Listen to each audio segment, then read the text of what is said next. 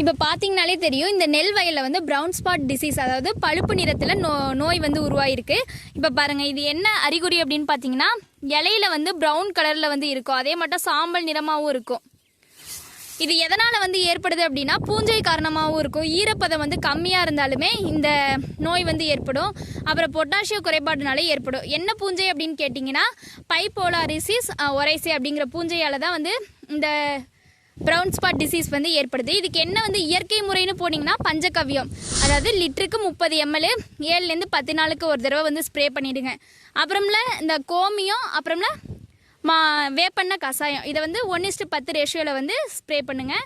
இதே கெமிக்கல்னு பார்த்தீங்க அப்படின்னா, கார்பன்டசிம், அது வந்து ஸ்டார்டிங் ஸ்டேஜ்லேயே இது மாட்டம் ப்ரௌன் ஸ்பாட் டிசீஸ் வந்து ஆரம்பிச்சிருச்சு அப்படின்னா, ஸ்டார்டிங் ஸ்டேஜ்லேயே வந்து நீங்கள் ஸ்ப்ரே பண்ண ஆரம்பிச்சிடணும். லிட்டருக்கு 1 கிராமு. அப்புறம் மான்கோசிப்பு, அது லிட்டருக்கு 2 கிராமு, அது 7லேருந்து 10 நாளுக்கு ஒரு தடவை வந்து ஸ்ப்ரே பண்ணணும்.